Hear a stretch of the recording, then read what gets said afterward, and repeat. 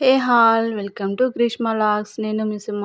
ఇవాళ I hope hall dream good. మీరందరూ ఆరోగ్యంగా సంతోషంగా ఉండాలని మనస్ఫూర్తిగా కోరుకుంటూ ఇవాళ నా లాగ్ స్టార్ట్ చేసేస్తాను. ఇవాళ నా లాగ్లో వచ్చేసి మీకు ఇన్ఫర్మేటివ్గా అనిపించే ఒక రెసిపీ అయితే షేర్ చేశాను. అలాగే చిన్న లైక్ చేసి షేర్ చేసి సబ్స్క్రైబ్ చేసుకొని సో దట్ నేను చేసే ఏ వీడియో అయినా మీ వరకు రీచ్ అవుతుంది.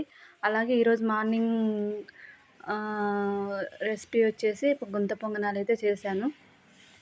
ఏం లేదండి, కొంచెం నిన్నటి దోసపిండి అయితే మిగిలింది. దాంట్లో అయితే కొన్ని పచ్చిమిర్చి, జీలకర్ర, క్యారెట్ అయితే తురిమి వేసేసుకున్నాను. వేసుకున్న తర్వాత గుంత పొంగనాల చేసే దాంట్లో అయితే చేసేసుకుంటున్నాను. చాలా టేస్టీగా ఉన్నాయండి. అలాగే సింపుల్గా కావాలనుకుంటే మాత్రం ఇట్లా చేసుకోవచ్చు. రోజు దోశ ఏం తింటాం అనుకుంటే ఇలా ట్రై చేయండి.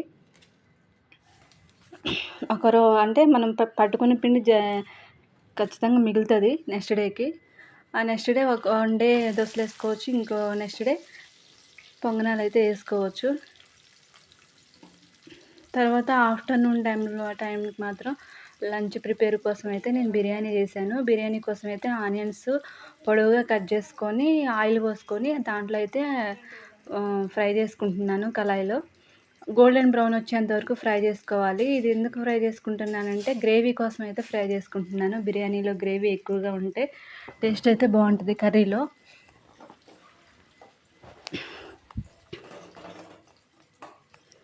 పోపు కోసం అయితే కాదండి ఇది వేసుకున్నది.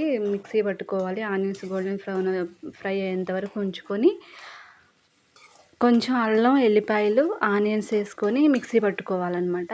దానికోసం అయితే నేను పొడవుగా ఆనియన్స్ కట్ చేసుకొని ఫ్రై చేసుకుంటున్నాను. ముందే అయితే నేను చికెన్ అయితే మ్యాగ్నేట్ చేసుకున్నానండి. అది అల్లం వెల్లుల్లిపాయ పేస్ట్, కారం, పసుపు, సాల్ట్ అయితే వేసుకొని పక్కన పెట్టుకున్నాను. పెరుగుంటే మీరు పెరుగు కూడా వేసుకోవచ్చు. నా దగ్గర లేదు. ప్లస్ మాకు కూడా ఇష్టం ఉండదు, కొంచెం స్టిక్కీగా అనిపిస్తుంది పెరుగు వేస్తే. అందుకే నేనైతే వేసుకోలేదు. అందరూ గ్రేవీ కోసం అయితే పెరుగు వేసుకుంటారు. నేనైతే ఆనియన్స్ ఫ్రై చేసుకొని వేసుకుంటున్నాను. ఇలా టేస్ట్ చాలా సూపర్ ఉంటుందండి పెరుగు కంటే.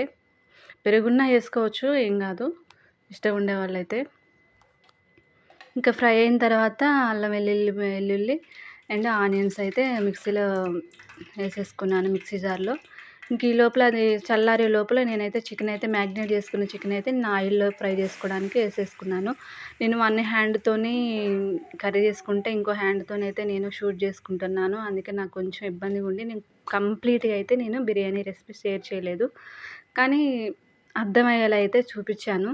తర్వాత రైస్ అయితే బగారా రైస్ కాదు, దీంట్లోకి చికెన్లో వేసుకోవడానికైతే నేను సింపుల్గా రైస్ అయితే పెట్టేసుకున్నాను. ఫస్ట్ పోపు పెట్టుకొని హోల్ గరం మసాలా వేసుకొని ఆనియన్స్ వేసుకుంటారు కదండి, అలా కాకుండా సింపుల్గా కావాలంటే రైస్ కడిగి పెట్టేసుకొని దాంట్లోనే హోల్ గరం మసాలా, పచ్చిమిర్చి, కొత్తిమీర వేసేసుకొని సాల్ట్ వేసుకొని కొంచెం ఆయిల్ అయితే వేసుకోవాలి. ఒక స్పూన్ ఆయిల్ అయితే వేసుకొని అవి ఉడికించుకోవాలి బిర్యానీ కలుపుకోవడం కోసం, కర్రీలో కలుపుకోవడం కోసం అయితే. ఇలా సింపుల్గా చేసుకోవచ్చండి. మనం ఎక్కువ బిర్యానీ అంటే బిర్యానీ లాగే చేయాలని ఏం లేదు. ఇలా చేసుకున్నా కానీ సేమ్ బిర్యానీ టేస్ట్ అయితే వస్తుంది. కొంచెం కూడా డిఫరెంట్ అనేది అయితే ఉండదు. ఇంకా తర్వాత ఆనియన్స్ అయితే ఫ్రై చేసుకున్నాను కదండి, ఇంకా అదైతే మిక్సీ పట్టేసుకున్నాను. ఈ లోపల అయితే చికెన్ అయితే ఫ్రై అవుతుంది. చికెన్ ఫస్ట్ వేసుకుని తర్వాత రైస్ వేసుకుంటారు కదండి, అలా అయితే నాకు ఎందుకో ముక్క ఉడకలేదు, పచ్చి ఉంది అనిపిస్తుంది. అందుకే నేనైతే ఫస్ట్ చికెన్ అయితే ఫ్రై చేసుకున్న తర్వాతనే రైస్ వేసుకుంటాను. చికెన్లో 90% కుక్ చేసుకున్న రైస్ని ఇంకా చికెన్లో అయితే వేసేసుకోవడమే. నేనైతే కొంచెం వడగట్టుకున్నాను రైస్ని. దాంట్లో ఉన్న వాటర్ పోవాలి కదండి, వాటర్ కంప్లీట్గా పోయేంత వరకు ఉంచుకొని నేను చికెన్లో అయితే రైస్ అయితే వేసేసుకున్నాను. ఆ క్లిప్ అయితే నేను షూట్ చేయలేకపోయాను, వన్ హ్యాండ్తో నాకు అవ్వలేదండి. అందుకే నేనైతే షూట్ చేయలేదు, కానీ మీకు చెప్తున్నాను అర్థమయ్యే విధంగా.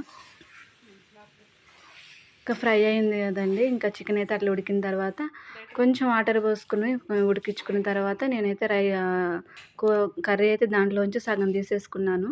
ఇంకా కర్రీ లేకుండా అయితే బిర్యానీ తినబుద్ధి కాదు, అందుకే నేను కొంచెం సగం తీసేసుకున్న తర్వాత దాంట్లో రైస్ వేసుకొని మూత పెట్టుకొని అయితే ఉడకబెట్టుకున్నాను. ఒక సిమ్లో పెట్టుకొని ఒక 5 మినిట్స్ చాలండి.